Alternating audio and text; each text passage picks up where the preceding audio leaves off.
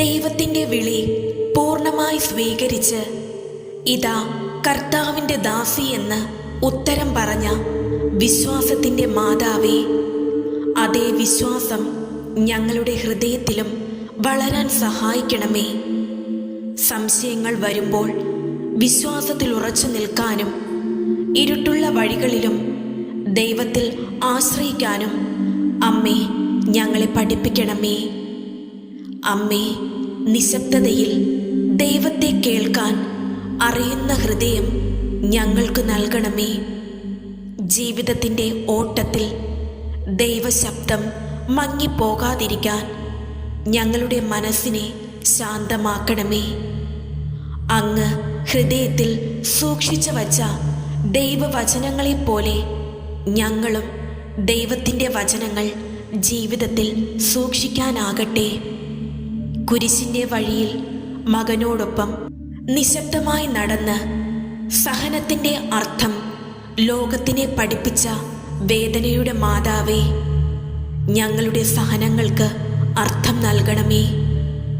ഞങ്ങൾ മനസ്സിലാക്കാൻ കഴിയാത്ത ദുഃഖങ്ങളെ ദൈവത്തിന് സമർപ്പിക്കാൻ അമ്മേ ഞങ്ങളെ സഹായിക്കണമേ. കാനായിലെ കല്യാണത്തിൽ മറ്റുള്ളവരുടെ കുറവ് കണ്ടറിഞ്ഞ് മകനോട് പറഞ്ഞ കരുണയുള്ള മാതാവേ, ഇന്ന് ഞങ്ങളുടെ കുറവുകളും ആവശ്യങ്ങളും അങ്ങയുടെ മുമ്പിൽ വയ്ക്കുന്നു. ഞങ്ങളുടെ ജീവിതത്തിലെ ശൂന്യതകൾ ദൈവകൃപയാൽ നിറയ്ക്കണമേ. പരിശുദ്ധ സഭയെ അമ്മേ അങ്ങയുടെ കരങ്ങളിൽ സമർപ്പിക്കുന്നു. വിശ്വാസത്തിൽ തളരുന്നവരെ ശക്തിപ്പെടുത്തണമേ.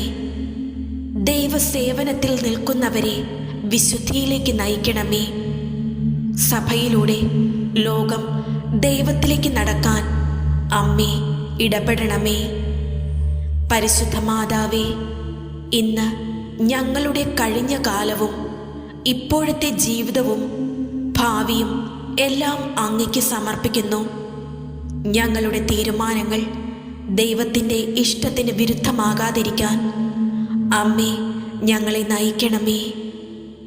പരിശുദ്ധ കന്യകാ മറിയമേ, ഞങ്ങളെ ഒരിക്കലും കൈവിടാതിരിക്കണമേ.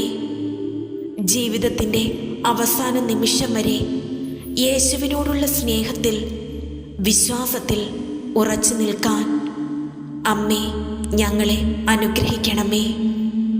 ഞങ്ങളുടെ എല്ലാ പ്രാർത്ഥനകളും അങ്ങയുടെ മാതൃഹൃദയം വഴി ദൈവസന്നിധിയിൽ എത്തിക്കണമേ.